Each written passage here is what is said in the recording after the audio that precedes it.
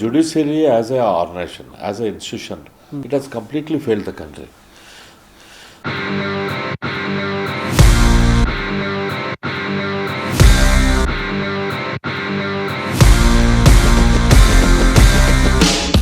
And the judiciary gets involved in each and everything. Judiciary doesn't deliver. If you want to delay a decision, you go to judiciary. If you want to jeopardize a decision, you go to judiciary. Correct. You want to trouble someone, you go to judiciary. Judiciary gives anything but justice. People have forgotten, people don't consider judiciary as an option. Look at election commission. Do they conduct elections properly? It's legalized harassment to an extent. It is a legalized harassment. So if I can be harassed like this, imagine the plight of a common man. If you want to protect yourself, get an LLB. Common man's confidence on judiciary is not there. What about reforms in politics? Without money, nobody can enter politics. It is nothing new. Politics always needs money. When a common man becomes a donor for political parties, the whole focus of political parties shift towards common man. Their policies, their ideologies, their beliefs, their governance shift towards a common man. If the chief minister has to decide certain things, rest of the joint secretary, OSD, DC, regional commissioner, all those people should be eliminated. Correct. The file should directly go to them. Thin out the bureaucracy. What I've seen in politics, when your intentions are good, people forgive, system forgives you. System doesn't hold you responsible. When your intentions are wrong, you want to involve other people and fire from others' bullet. A tunnel road which can be built in, say, suppose 100 crores, if you are trying to build that tunnel road in, say, suppose in 2000 crores, then there is a huge kickbacks involved in that.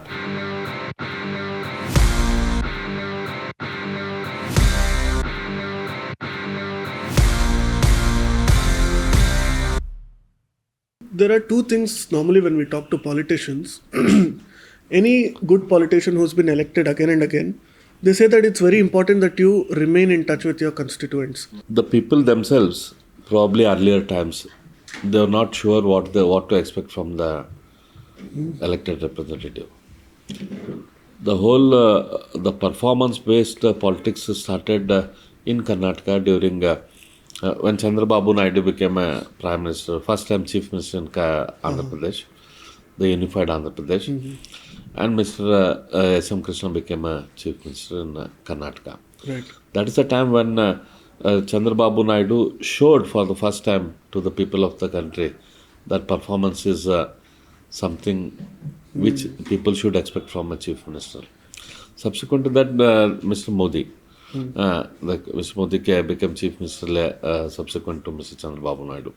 He again showed to the world, India, as performance is very important. Good governance is important. So whether it is Mr. Kharge or other Dharma Singh and all that family, they got elected so many times. But if you look at Karnataka today, the least developed area is Mr. Kharge's constituency. Original Mr. Kharge's constituency. That is Yadgiri district, Gurmitkal. The least, amongst all the talukas, least development is there in that.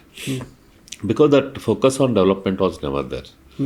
So, and you also, probably your generation must not have heard that. But there were things like politicians come once in 5 years. People used to talk about it. Oh, they come once in 5 years, take the votes and go away. That was really the situation earlier. Most of them live in Bangalore. Most of them? Live in Bangalore. They never go to their constituency. Yeah, then people never used to visit the constituency also so often. That performance was never expected from them. So it was more like a figurehead. So I think those things have changed now in last 20-25 years. Substantially they have changed. So that's when the development has started. Overall, people started expecting, development should happen in my constituency, my town, my village. Politicians have told me this. When I ask them, why do you display a certain amount of exuberance, even hubris, arrogance and all of that, And when we speak to them, they're just like normal people, most of them. When I ask them, they say that, this is how the public wants to be treated. And that's the unfortunate reality. So in your case and your father's case, the constituency and its people are very good in that sense that you've earned so much goodwill. See, I don't agree with that kind of statement. There are all kind of politicians. Now, there are arrogant politicians, there are soft politicians, there are intelligent politicians, there are dumb politicians. There are politicians who are focused only on development. There are politicians who never worried about development. But they all get elected. And many of them, like what I'm talking, successful politicians have different traits. So politics as a field gives opportunity for many of them. So over a period of time, people accept you as you are. They accept. They identify with a certain qualities. You become like a member of the family. Yeah, like they know ki, okay, in this condition he'll react like this, in this condition he'll react like this. So and they take personal interest in talking about you, like they would talk about your son or daughter. Yeah. So in that sense, one thing that I think, I want to talk a lot more, but since we are at politics, we are very unfortunate that in Karnataka we have this CD pendrive culture and all of that. So the good examples get lost in a lot of decibel and noise. So in that sense, if you were to tell somebody that no, politics is not all that bad, what examples would you give? Any incidents or any people that you could recount that, look, there is a space for good people and we will grow? No, like, see, who are politicians? Politicians from the same society. Yeah. They don't come from somewhere else. They're from the alien island. They come from the society. Politicians are like, they represent the society. They are part, whatever qualities societies have, they are there in the politicians also. They are no different. So if there are good and bad things in politics, there are good and bad things in the society. So they represent that. So, but what happens in the media, they show only the certain things which get higher TRP or which get higher readership. So those are the issues generally which are more controversial kind of issues they show. You are an MBA who got into this. Any lessons from the corporate world that you're using here? There are plenty of lessons. One is we need to get deep into a subject. Majority of the time politicians, they don't listen to officers. They don't listen to the problem. Okay. Even when people come or even when you are reviewing with the officers, they don't listen. The officers are not always wrong. Like you have to get a different perspective. Sure. So they will come with a one perspective. People have a different perspective. Different people have different perspective. That listening is very important. Okay. Many of the politicians, they don't do it. They think that their job is to give instructions. So, but you can give instruction after listening. Correct. Or many of the times you don't have to give instructions. Right. You have to just let people do. Or give them a different perspective. A person may come with this particular idea, so if you can show him one more idea in a dignified way, he himself may be open to that new idea.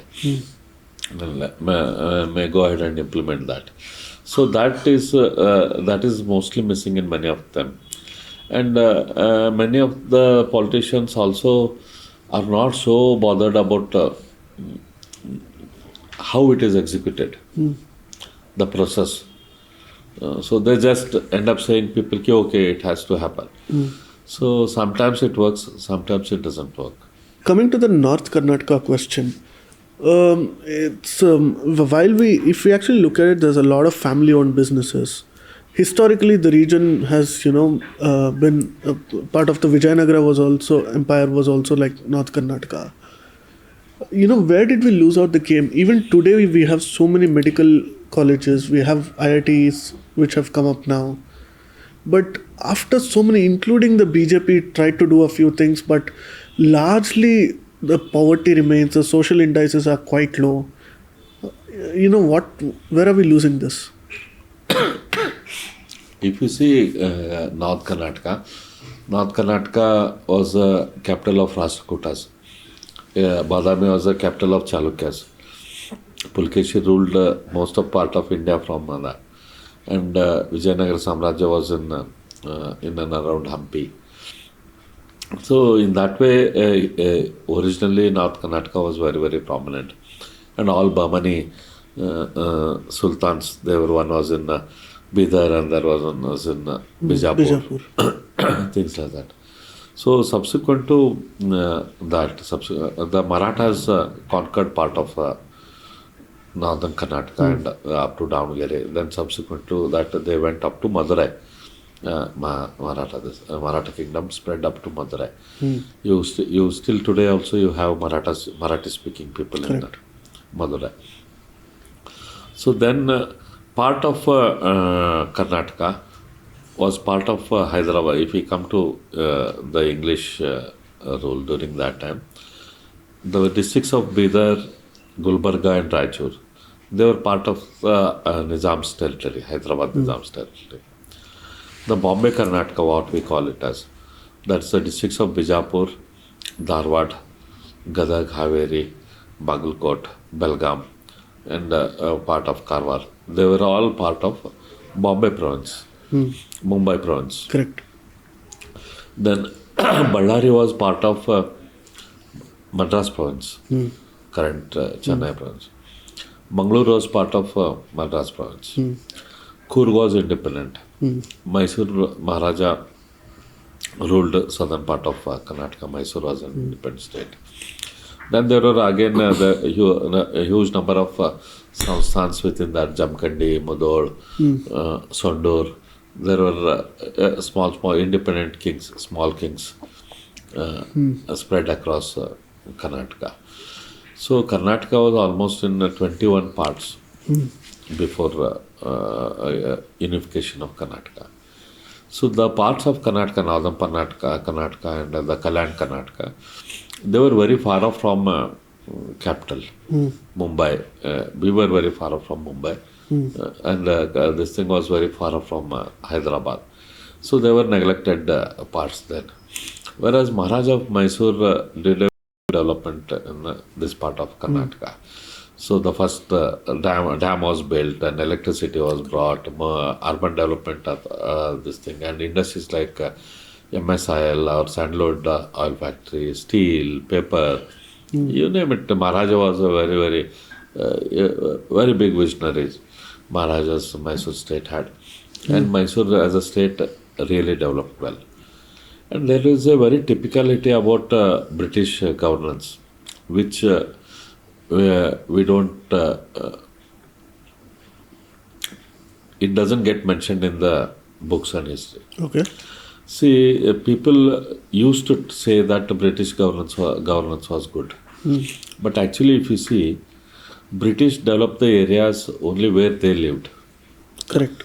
So you go to Mumbai, in the south Mumbai, where they lived, that was well developed. Right. Rest of the Mumbai was slum. Correct. You go to Calcutta, where they lived, that was good. Here, cantonment area. Here, cantonment was a very small. Bangalore, it was not very big. Not so big. Yeah. But Chennai again. Chennai, where they lived, it was good. Rest of the area was very bad. Right. So it is true about Delhi.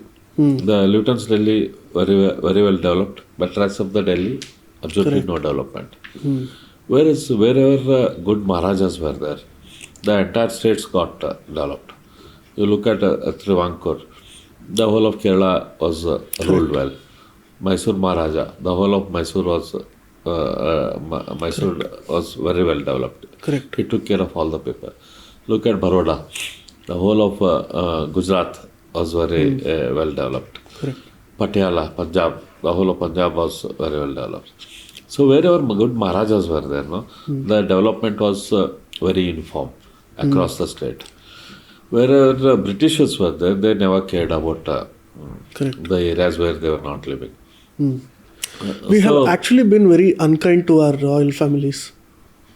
we never recognized that contribution of the royal families. Correct. Yeah, very unkind of us that we don't give that due to them. What they I mean, deserve. today, whatever Bangalore is, it's because of what Nalwadi Krishnamaraja Wadiyar, Yes. JC Yeah. Wadiyar, all of them developed 100 years ago. See, In fact, it may be offensive to the people of North Karnataka, but when Jayachamrajendra Wadiyar, this was around the time when Motilal Nehru report was tabled, yeah, and the entire discussion with Kengal Hanumante and the Mysore Assembly was happening when Ekikarana was being discussed. They said that, these regions have been so much battered that it will become a burden on the state of Mysore if we actually inculcate a lot of these regions. But they said that regardless, it is all our people. It is Kannada speaking people, and largely it is our people who have been a part of this country and civilization, that we need to take them together. But that, unfortunately, a part of the reality that they projected has become true, but the aspirations have always remained the same. see, there was most of the politicians of southern Karnataka during that time, they were not very keen for integration of Karnataka. And now they're not willing to let you go. Yeah. No, we don't want to go. That thought of going away is not there. It's not that strong? No, it is not at all there in Okay. anyone's mind. So, that time, people did perceive that it was that development will be this. The bigger aspect was their power will go away. Because northern Karnataka geographically and population was much bigger than the southern Karnataka. Okay. They thought a unified Karnataka may take away the power from them. So it is much easier to hold power in a smaller Mysore Karnataka Right. than be part of the whole bigger Karnataka, and whether they will Right. continue to remain in power or not. That was the question. There's a for caste most of calculation as well. the Yeah. caste calculations were also there. Correct. So I did not want to say that. The caste calculations were also there. Then in Andhra Pradesh, that unification movement started. Potti Sriramulu. So he died. And then it was a big issue. The unification of Andhra was announced by Pandit Jawaharlal Nehru. The same movement started in northern Karnataka also, in a big way. There was one Siddhan Gowda who sat for 26 days fast in Hubli. So then there were small local body elections across the state. In all those elections, Congress lost, which was not supporting the unification of Karnataka. Okay. People voted against Congress. So people, the politicians really got scared. If we don't go for unification, then we'll be rooted out. That's how the Mysore politicians agreed for the unification. And Mr. S. Nijlingappa, he was from central Karnataka, Chitradurga area. He was keen in unification. He was the chief minister of Karnataka. Correct. He was keen on unification. And then actually northern Karnataka and Karnataka people, for them it was an emotional decision. Because see, though we were in northern Karnataka, we all used to speak Kannada, but outside it was all Marathi. Marathi dominance was there. So people were fed up of that Marathi dominance. Okay. So in Hyderabad, Karnataka, teaching Kannada, learning Kannada was a crime. People used to teach Kannada in a closed quarters. So it was a crime. Like if Razakars, if they saw someone teaching Kannada or using Kannada, they used to come and attack them, punish them. Wow. So that was the condition. So people were really waiting for a land of their own. So people of North Karnataka, for them, more than development or more than anything, it was the emotional decision. So it is an emotional decision then. Yeah, It's it not is. just a political calculation. Yeah, it was a very, very big So emotional tell me about this. Even senior Khargeji has told about how the Razakars were brutal to their families. Yeah. What do we not know? What do people in Bangalore say have forgotten about what people of North Karnataka have faced? Not only people of Bangalore, people of Karnataka are not told about that story. See, Razakars. Who were Razakars? Razakars was the Nizam's army. Correct. And it was full of Muslims. And Hyderabad Nizam never wanted to join India. He wanted to be part of Pakistan. And he was in power. His army was in power. The Muslims were in power. So there were huge kind of atrocities which were done on normal human beings. So whether be the Karnataka, the Urdu was the official language. So they never wanted people to do business in the local language. Kannada, they never encouraged people to learn Kannada. So there were all kind of atrocities were there on people. Actually, the liberation of that part of Karnataka did not happen on 15th August 1947. It happened the next year. Correct. Yeah. Even independence came much later. Independence came after a year. It is actually funny when, we are sitting in this cocoon called Bangalore and we discuss, that my language rights are being taken away. I have always argued that the bigger language fight is the Urdu versus Kannada fight. It may seem like a very communal analysis to make, but it is true. Even today when you go to districts like Bidar, Kalaburgi, Vijaypura, there's a huge language debate over there where people who speak Kannada also feel a little marginalized. No, nowadays people don't get they don't feel marginalized. But the situation was there earlier. Right. In northern Karnataka, speaking in Marathi was considered as elitist. Because you are part of the bureaucracy, part of the decision making. Yeah, only if you could speak Marathi. So Kannada was never spoken. It was never taught in the schools. So but the moment of reviving Kannada started in northern Karnataka in 1850s. Then in 1890, Karnataka Vidyavardhak Sangha came into existence. Raha Deshpande, he started that Karnataka Vidyavardhak Sangha. The name Karnataka was forgotten. It was there in the very old texts, but no one was using Karnataka. It was Mysore state. Then it was Mumbai province and Hyderabad Nizam's area. Karnataka was never used. Correct. So in Dharwad, first time that Karnataka Vidyavardhaka Sangha came and started using the name Karnataka. So that became another name for Unified Karnataka. Unified Mysore state or Unified Kannada speaking state. So they started a movement saying that all Kannada speaking areas should come under one single governance. That movement started. Then in 1920, almost around 600 people from Dharwad went to Nagpur. There was a Congress national convention there.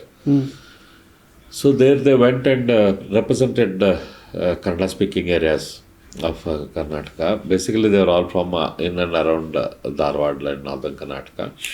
They gave a representation. See, Kannada is a very big, one of the very prominent language, and we are all spread in different parts. We all should be brought under one single rule. Congress should work towards that, should put pressure on central government, and you should also start a Congress unit in Karnataka. Till then, there was no Congress unit in Karnataka. People were part of the freedom movement. People were there, but there was no one single Congress unit. 600 number during that time was a huge delegation. And someone going from Dharwad to Nagpur, where there were no connections, it was also something very, very unheard of.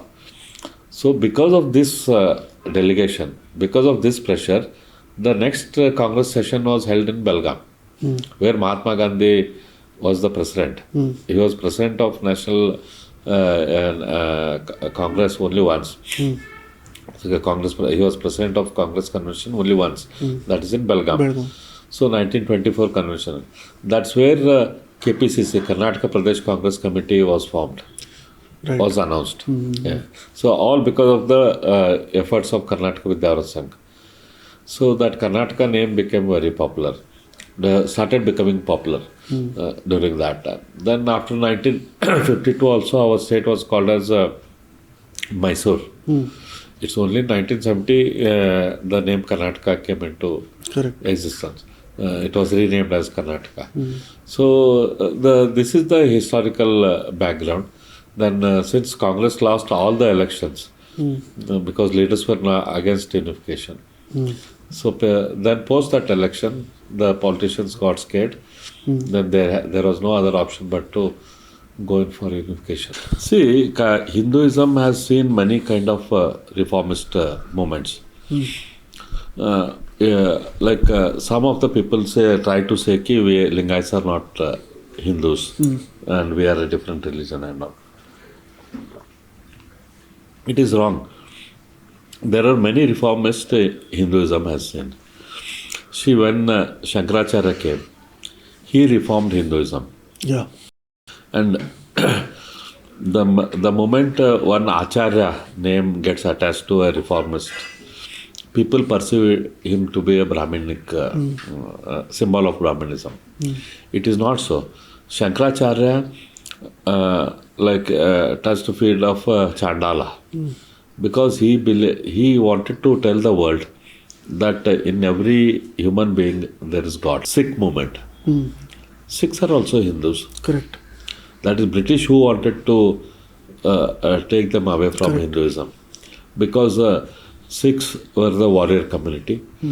Jains were people with money. Yeah. So British wanted to ensure that these two communities are broken away from Hinduism. So that's why they seeded those thoughts that the Sikhs are a different community. 50% of Guru Granth Sahib always talks about Harinam. Correct. They're nothing but Hinduism. But okay, that whatever British sowed, those things have grown now, and it is becoming it is being treated as a separate religion. The Congress government, to further their what British English thoughts, they announced Jainism as a separate religion. So it was the original British thought which Congress gave a shape. Correct. But Jains are the first Tirthankara was brother of Krishna Desai. So they are very much part of Hinduism. They are Hindus. Speaking of reforms, what are the reforms that are required for the country and the state? As a political leader, what would you say are very pressing? Two most important reforms country needs if we have to unshackle and move in a much higher speed. One is the reforms in the administration. The administration, we need the number of steps which are there in any decision making is very, very high. Bureaucracy needs a huge reform.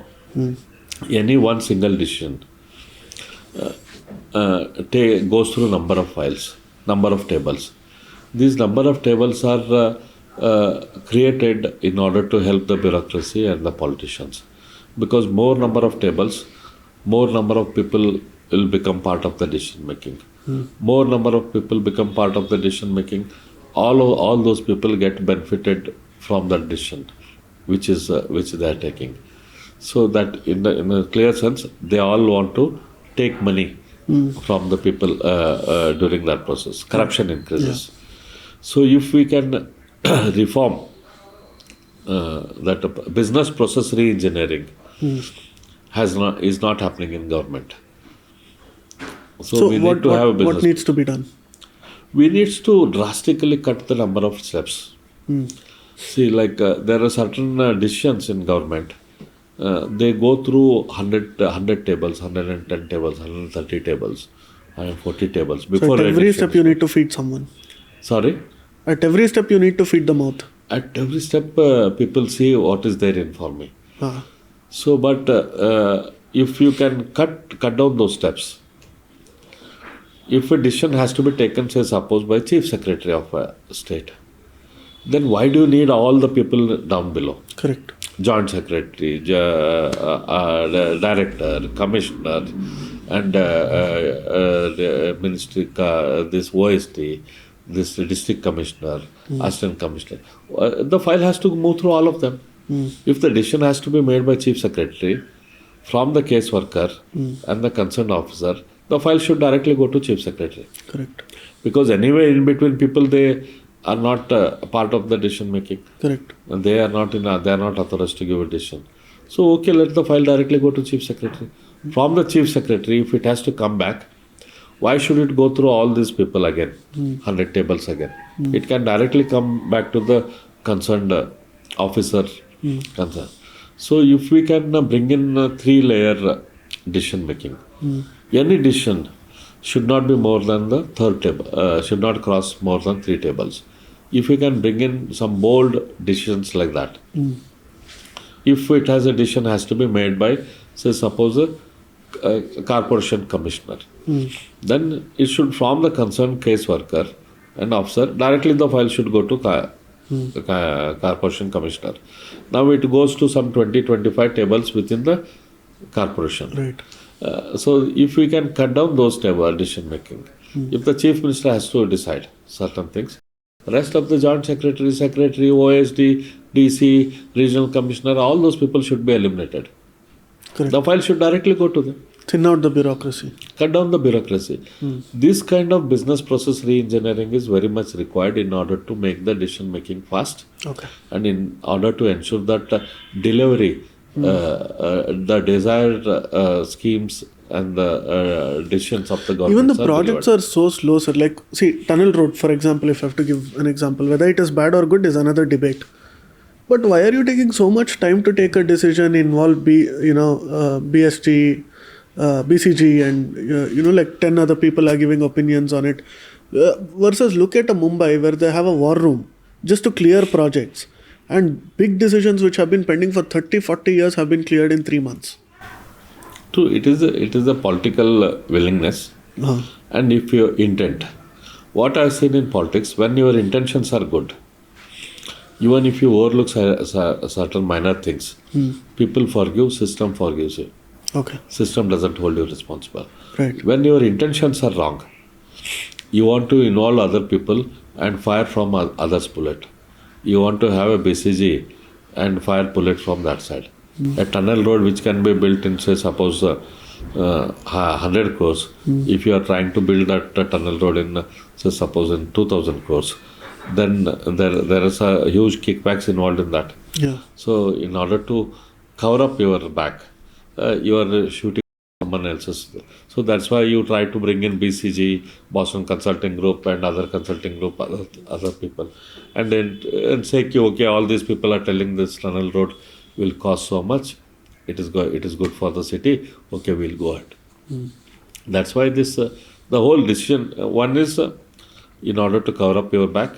One second, in the wide decision making, no one wants to take the responsibility. The bureaucracy doesn't want to take the responsibility. Right. See, in our total bureaucratic system, if you don't take a decision, there is no punishment. If you take a wrong, if your decision becomes wrong, then there is a penalty. This should change. The way we do the performance assessment of the people should be different. People tend to make mistakes. It is fine. System should allow mistakes to be made. So if you want to be so overprotective, careful, then the decisions cannot be made. And what are the other reforms? The second biggest reform is the judicial reform.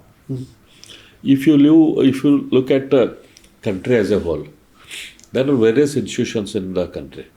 Military, army, military is there, police is there, election commission is there. There are various organizations. If you look at military, what is the role of a military? Defense forces is to protect the borders. Correct. Have they done their job? Yes. Majority of the times, defense forces have done their job. Out of 100, okay, you can give them 95, 97 kind of marks. If you look at police, their job is to ensure that there is a law and order within the country is maintained. Me and you, like we roam around freely in the on the street without any gun, without any protection. So it means they are doing their job well. Law and order is maintained. So beyond law and order, the police get involved in land deals and all. That is different issue. That's a different. Yeah. But basic law and order is being maintained. Correct. Look at election commission. Do they conduct elections properly? They do. They do conduct elections properly. Look at the teaching community. Are we all taught? Okay, like there might be so many complaints about teaching community and other things, but okay, they are all done. Look at the bureaucracy. We have electricity now. Like there is no electricity cut in so many hours. The roads are okay, though they are not clean, they are not the world class. We still have roads. We are all moving. So bureaucracy also, out of 100, they get 50, 60 points. You look at politicians. What is the role of a politician? The role of a politician is to make laws. Correct. Policies. Have we made enough laws? More than I think more than enough laws we have made. That is only our job. Our job is not to make roads or the ensure key water comes, water is there and electricity. That is generally not the role of a politician. But since bureaucracy is failing, politicians are doing their job. So have we made enough laws? Yes, we also as a politicians, we get around 30, 40, 50, 60 points. Actually, if you look at only the job that politicians have to deliver. But if you look at the judiciary, what is the role of judiciary? When executive and legislature, both of them fail, judiciary should intervene and ensure that judiciary should deliver. Yeah. So, like any day in the morning, like in my constituency, there are around 100 people, 150, 200 people in my house. So, like I dispose them off, listen to them, try to give them a solution, usually in an hour's time. 1.5 hours is enough to listen to all of them and understand. The moment someone comes and explains the situation, in a half a minute, 1 minute, 1.5 minutes, we understand, okay, the legal or illegal can be done, not done. Then direct them to concerned officer, concerned department. There, the person may take maybe 10 minutes, 15 minutes, half an hour to understand whether that is a legal issue or not legal issue. And that officer, depending upon his interest, his willingness, his ability, he may deliver this thing. Same issue if it goes to court. You imagine the time taken. Years together. 20, 30, 40, 50, 60 years. Suppose if I have a problem with Sharan, if I am wrong, Sharan is right. Sharan comes to me and says, no, this has to happen. What will I tell you? I say, Sharan, you go to court. I have so much of confidence in the judiciary that judiciary will fail to deliver. So judiciary as an organization, as an institution, has failed the country. It has completely failed the country. So people are taking huge advantage of this lacuna in our system. Right. And the judiciary gets involved in each and everything. Judiciary doesn't deliver. So if you want to delay a decision, you go to judiciary. If you want to jeopardize a decision, you go to judiciary. You want to trouble someone, you go to judiciary. Judiciary gives anything but justice. It has almost become like that. It's legalized harassment to an extent. It is a legalized harassment to a very great extent. So that the failure of the judiciary is the biggest lacuna for government now, for a country now. Right. So the biggest reforms are required in the judiciary. After 1991 reforms, every bloody department in India has reformed, gone through reform. Even police have gone through reform. But for judiciary. Right. A very simple thing. A lawyer takes an date in a particular court. You make a system, if he takes a particular date in a particular court, he should not be allowed to take a case in one more court during the same time. Why is it so difficult? Same lawyer takes date in 5 different courts, 7 different courts. He doesn't appear anywhere. Yeah. All those 6 cases, he takes one more muddat, one more time. Most simple reforms are not happening in the judiciary. And judiciary thinks that they are beyond, they don't need to get reformed. Yeah. They think that what they are doing is ultimate. They are doing a great favor to the country, favor to the people. That is the kind of feeling they have. So this has to change. I was speaking to another politician, young politician, and 2-3 times there was continued harassment at workplace and some of the issues were coming up. So I said, how does, and I'm somebody who is better connected in that sense compared to many of my friends and everything being in the media. Said, if I can be harassed like this, imagine the plight of a common man. Which is why I used to always wonder why my father would come home very tired, just given up. At 9 o'clock, he would tune into public TV, and when HR Rangnath used to scold the system, he would feel very good. We had never understood as kids because, we didn't have that sense to understand. But now we do. And he said only one thing. He said, if you want to protect yourself, get an LLB. Don't do any of this or make enough money. But even if you make enough money, it's not going to help you. See, the common man's confidence on judiciary is not there. Yeah. It is not there to a certain extent. They have forgotten that it is there. Suppose they go to a government. See, what is the role of judiciary? When executive fails, judiciary should come in. Yeah. You go to for a building permission, some permission. The clerk or officer there gives an order against you because you have not bribed him. So the thought of a common man is to somehow negotiate the bribe and give him and get an order in his favor. He'll never ever think of going to court and getting that order corrected. Because correct. If anyone by mistake goes to court, it is gone. They'll never get a decision in their lifetime.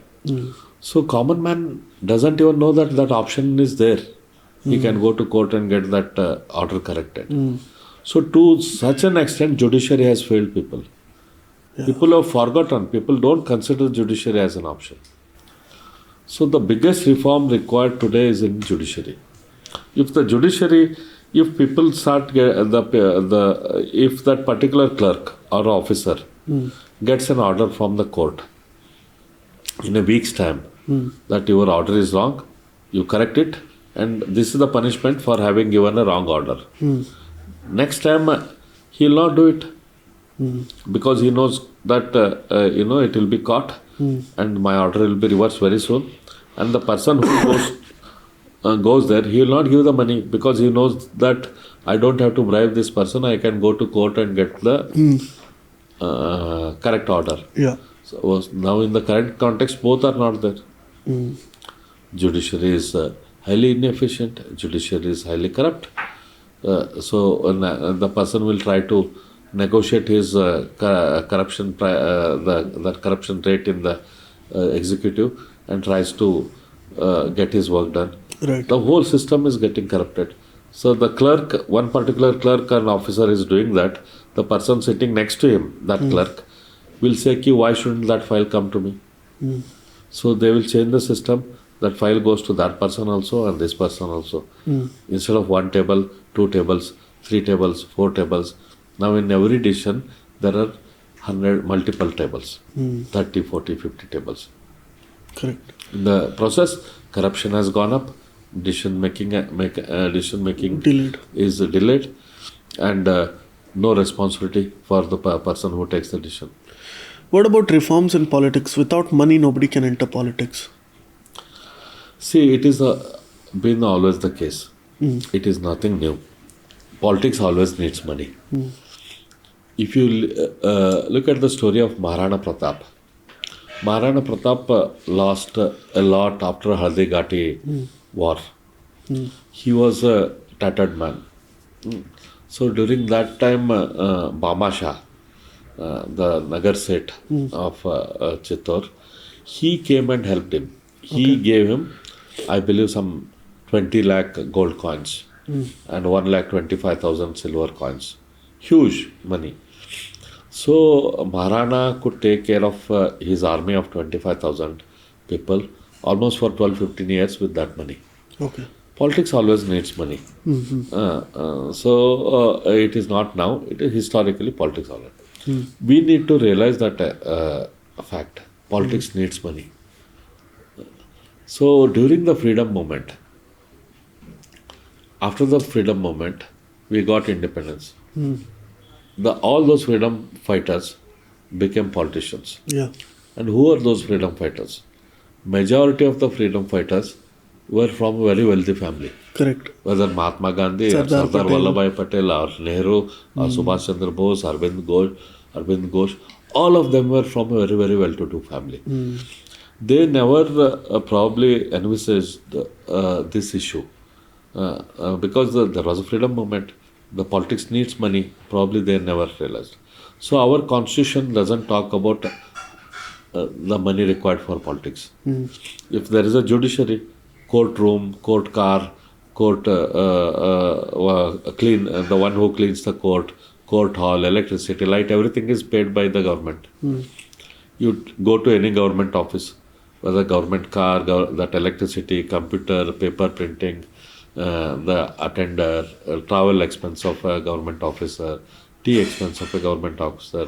If you conduct a meeting, the food expense, everything is paid by the government. But the third most important pillar is the legislative. That legislative is part of the political this thing. How is this supported?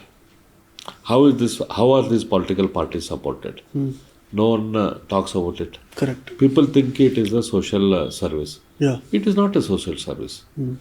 It is a professional. In hindsight, service. electoral it is a professional. Yeah. It is a profession. Yeah.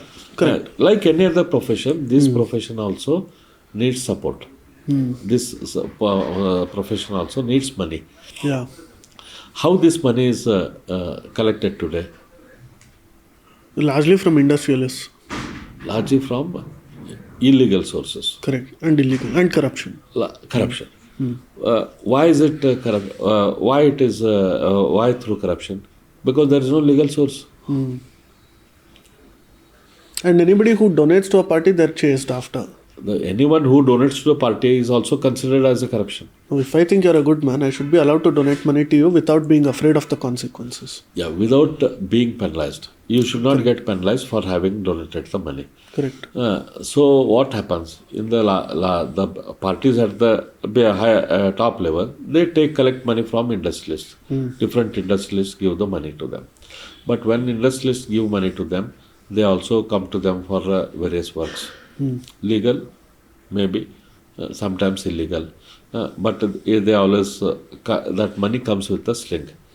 At a lower level, money comes through contractors, people who take government contracts and all. Again, that money comes with a sling. The moment you take money from a contractor, so you cannot question the quality of work. You are compromised there. But that money is required in order to run the politics. So the corruption money is required. So as a country, as a society, as a nation, we are not thought and discussed about getting legal money into the system. Electoral bonds was a small experiment. Correct. But that was also unfortunately shut down by Supreme Court. Yeah.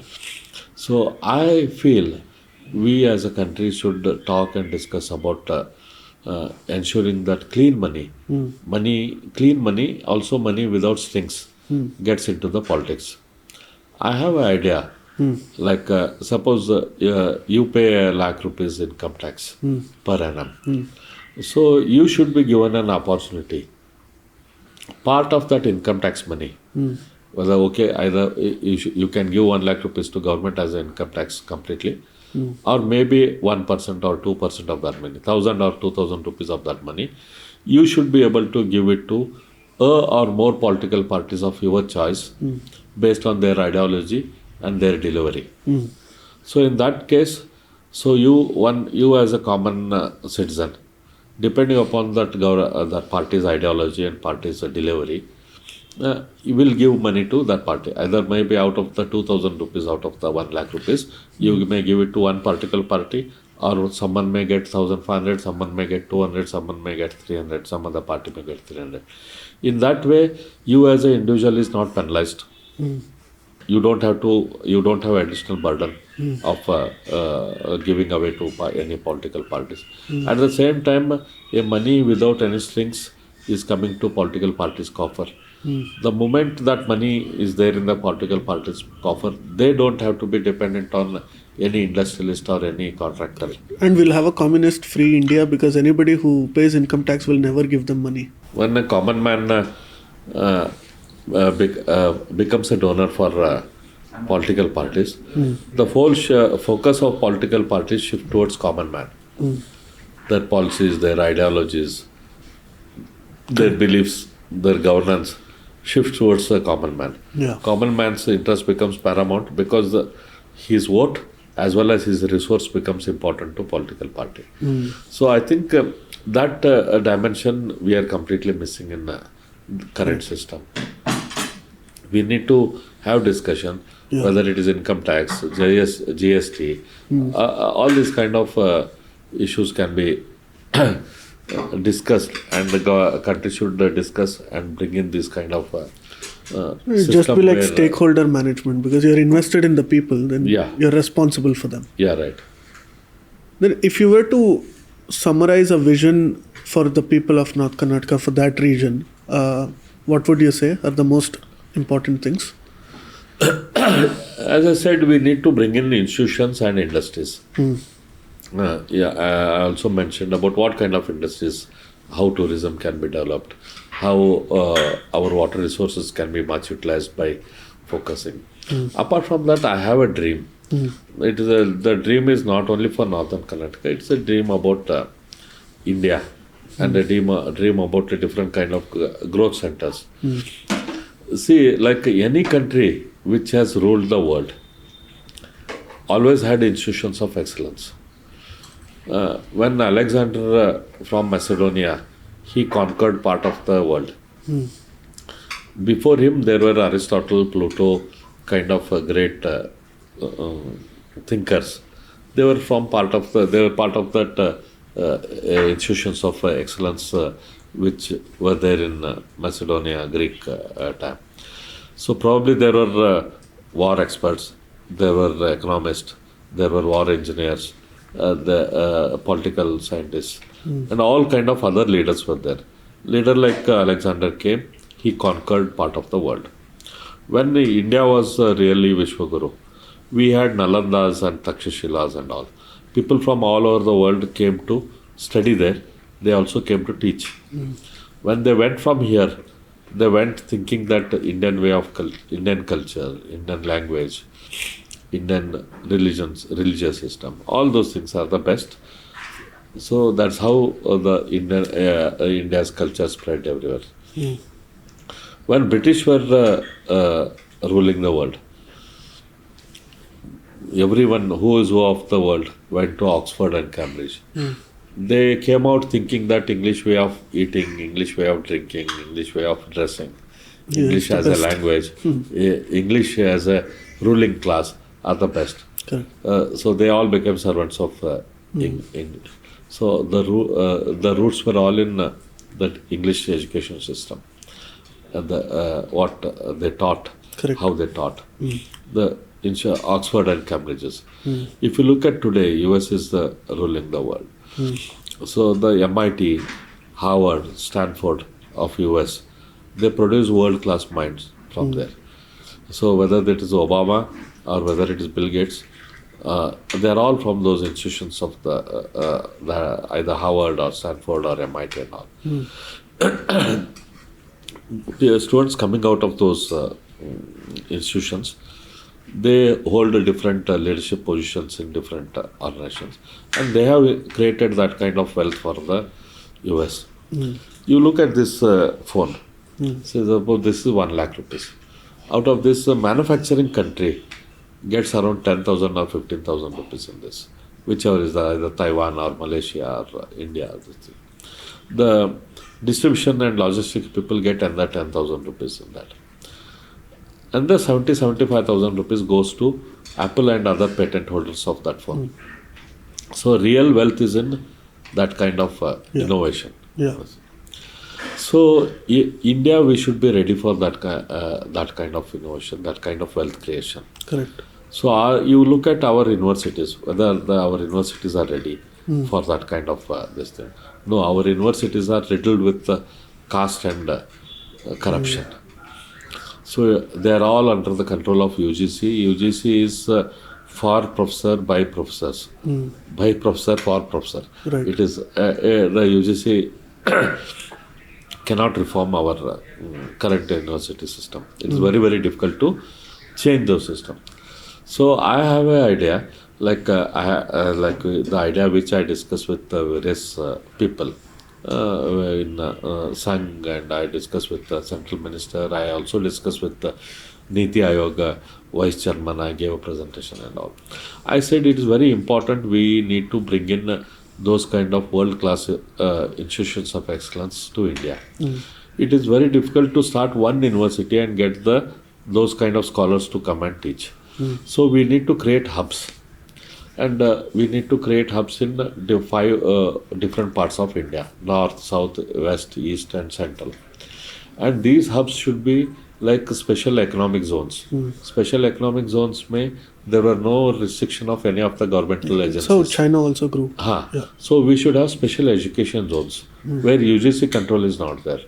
Tomorrow, if Harvard comes and sets up a university here, the university degree should be Harvard degree. It should not be Karnataka University or Bangalore University degree. That's how they should be at liberty to do the Should research. be given autonomy. Research the way they want, teach the way they want, design the curriculum the way they want. All that freedom should be there. So I propose that 5 such university towns should be developed across India. And government should give grants to those universities. The way industrial estates are developed, each university should be given a 500 crores or 1,000 crores grant.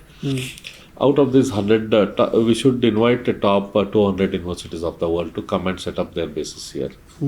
So out of that, 100 will come and set up bases. So financially, we should support them by giving them huge grants. Out of that, 10-15 of them will become world class. So around 30, 40, 50 of them will become next level. Some 10-15 may fail. But in a matter of 15-20 years, we'll have around 70 to 80 world-class institutions and knowledge hubs in different parts of India. So those students coming out of those knowledge hub will ensure that the economic growth happens all around that region. Yeah. And also they create wealth for huge wealth for the country. So this is my idea. So this I have been talking about this. Keeping that idea in mind, I was very particular that North Karnataka, Dharma is always known as an education hub, my constituency. We should pitch in for that kind of a hub if actually it happens. So that's why I tried for getting IIT with the help of our MP, Mr. Prahlad Joshi. We got IIT. We tried for the Indian Institute of Information Technology, IIIT, Higher Education Academy, Police Academy. So those kind of universities. So luckily, my voice, my idea is picked up by Mr. Modi's government now. Mr. Modi. In the current budget, it was announced that 5 educational towns will be established in the country. University towns will be established in the country. So the presentation what I gave it to Niti Aayog and different people, I'm very glad it got materialized. I hope in the days to come we will have those university towns, and North Karnataka, Dharwad will be one of that hub. And they are also huge economic drivers. So if you look at Boston as a city, so Boston has close to around 55 universities. And each university, there are huge universities. Some of them have students of around 40,000-50,000. Some of them have 25,000. But on an average 10,000 students also, if we consider. Boston as a city gets approximately 1,25,000 crores Indian rupees every year in the form of money spent by students. Like we struggle getting a industry which can invest around 1,000 crores. Correct. No, even if you look at something like Manipal, just with one university, the amount of Economic growth. that has happened. And today students are graduating and they like the place so much that they're setting up businesses in and around the place. Yeah. So similarly, like if we can have 20 world-class universities, which will attract next level of universities and institutions around those areas. So these become a huge economic growth centers. And also they be like I feel my city, my area can become one such growth center. We'll try to get one of the centers here. Yeah, and it's center as well. Dandeli is close by, Hampi is close by. So, students also have other options of going around. Yeah. Interesting. Thank you so much, sir. We took a lot of your time. Thank you, Sharan. You have been. I hope you enjoyed this. That is what is more important. No, I really enjoyed, and it never felt like an interview. Basically, it's that was the whole point. Discussion. Yeah. No, thank you so much. And this episode was very special because North Karnataka as an issue. I have been covering this as a political journalist for many years. Even we want to contribute something to its growth, to at least lend a voice so that, there is some equity among everybody that is achieved. And I hope that this podcast will reach a lot of people, not just in Karnataka, but across India as well, where they have certain misconceptions about regions within Karnataka. And hopefully this will be that what we try to do in Bodh is that we discuss long, ideas with long life shelf. So if you were to open any of our videos 5 years, 10 years down the line, it would still feel very relevant. And that is what we are trying to achieve. We are trying to build an archive. And thankfully, we got some traction along the way. So even our guests have been very kind enough to appear. Thank you so much, sir. Thank you so much, sir. Nice talking to you. I really enjoyed talking to you. Thank you.